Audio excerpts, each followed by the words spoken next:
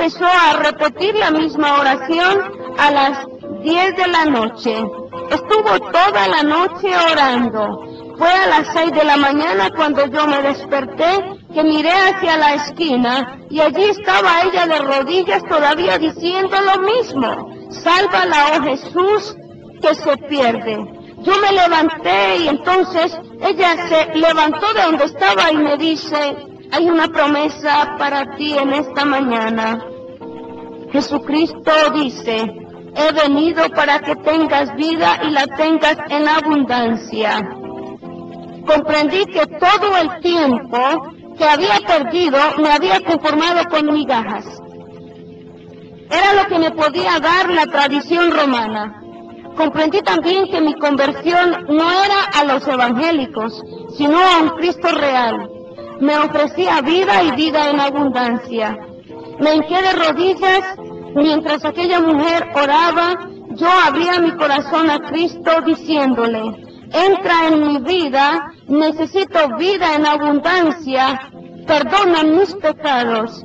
Era esa la llave que el misionero había dado. Me había dicho: ya había arrepentimiento a través de la fe en Jesucristo.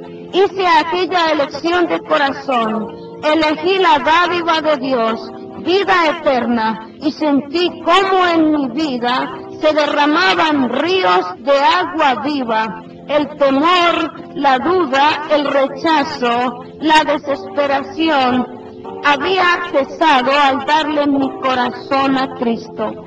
La superiora general de las siervas de la Madre de Dios no tardó en darse cuenta a través de mis amistades que me había convertido. Ella consideraba que me había aliado a los evangélicos para difamar así la Santa Madre Iglesia, declarándome hereje. Pronto comenzó a pasar avisos a través de la radio, aún en la universidad donde yo había estudiado. También sacó un folleto advirtiendo a otras órdenes monásticas que tuviesen cuidado conmigo. Fue así como se originó otra persecución. Empezaron a buscarme. No fue muy difícil dar con mi paradero, puesto que yo estaba en la capital. Un día, mientras estaba en mi trabajo, llegó una monja preguntando por mí. Ella lloraba y quería que yo la ayudara. Yo me confié de aquellas lágrimas. Salí con ella fuera del edificio donde trabajaba y me esperaba allí un taxi. Nos conducimos a la sala de clérigos acusados. Al llegar allí me di cuenta que esto era un engaño, pero ya estaba en manos de ellas otra vez. Estaba allí la superiora general y 2 días más tarde viajamos hasta la ciudad de Cali, donde fui encerrada en una celda oscura y trató la superiora general de persuadirme muchas veces que yo estaba en un error y que solamente podía salvarme creyendo en las liturgias y religiosidades impuestas en nuestra iglesia. Al ver que no podía persuadirme, me amenazó. Amenaza que se hizo una realidad. Invitó a otras congregaciones de monjas, convocando así una asamblea general. Allí estaba yo en medio de un grupo de monjas. Iba a realizarse una de las torturas de la Santa Inquisición. Estaba atada en una silla, me vendaron los ojos. Se dirigió a mí la Madre Catalina preguntándome: ¿por qué te atreviste a decir que María no es mediadora? A la cual yo le respondí: no lo he dicho yo, lo dice la Biblia. El único mediador entre Dios y los hombres es Jesucristo hombre. Ella quiso saber en cuáles momentos la Biblia citaba a María como mediadora.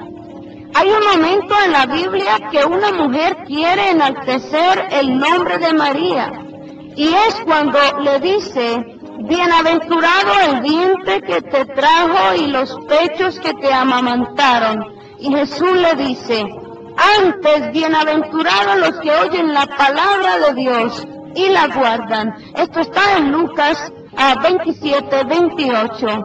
Hay otra ocasión narrada en las Escrituras cuando María presentó una petición a Jesús. Esta es una de las armas que utiliza la Santa Madre Iglesia para poner a María como mediadora. Evangelio de San Juan, capítulo 2, 8, 4. Y faltando el vino, la madre de Jesús le dice, no tienen vino. Jesús le respondió, ¿qué tienes conmigo, mujer? Aún no ha venido mi hora. Veamos que como Dios y como profeta, Jesús sabía del error que surgiría en el futuro de la iglesia al entender que María era intercesora, e hizo todo lo posible para contrarrestarlo de antemano, llamándola mujer, e hizo bien claro que ella no tenía ninguna influencia especial en él. También en los 4 evangelios está repleto de ejemplos de que cuando era la hora que Jesús hiciera un milagro, Él lo hacía sin la ayuda y sin la intervención de su madre. La superiora general realizó otra pregunta acerca de la deificación de María. No hay ninguna base bíblica que argumente o le dé toda deidad a María.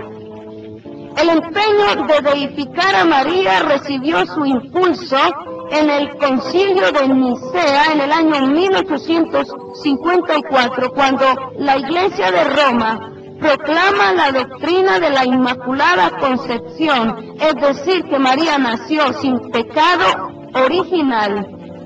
Con ese llegaban a esta conclusión: si ella era sin pecado original como Jesús, era un ser divino igual que él. La Iglesia de Roma hizo muy claro que esa era su intención cuando en el año 1950 anunció la doctrina de la Asunción de María, o sea que ella ascendió viva al cielo. La doctrina de la Inmaculada Concepción es completamente contraria a lo que dice María misma, expresando en su canción de alabanza a Dios, Lucas capítulo 1, verso 47. Mi espíritu se regocija en Dios mi Salvador. Para ser la madre de Jesús tenía que poseer una pureza intachable. Aún así, ella confesó la necesidad de un Salvador. O sea, si poseía el pecado original, María, con todo lo santa y pura que era, necesitó un Salvador. ¿Existe algún ser humano que no lo necesite también? A pesar que no le gustaban las respuestas que yo estaba dando, ella quería corroborar que allí había un hereje, tenía base para un castigo que iba a realizarse para escarmiento de otras y para que no hicieran lo mismo que yo estaba haciendo. La tercera pregunta fue: ¿por qué destruyes con tus herejías la perpetua virginidad de María?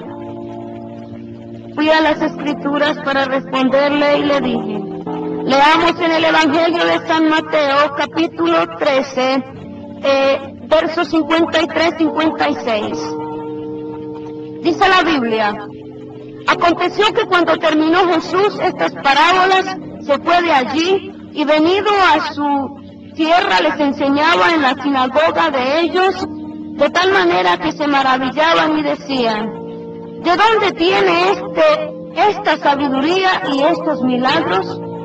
¿No es este el hijo del carpintero? ¿No se llama su madre María y sus hermanos Jacobo, José, Simón y Judas? ¿No están todas sus hermanas con nosotros? ¿De dónde pues tiene todas estas cosas? Está claro que María era la esposa de un carpintero y que Jesús tenía otros hermanos y hermanas. La expresión ¿no se llama su madre María y sus hermanos Jacobo, José, Simón y Judas? ¿Acaso puede entenderse la palabra hermanos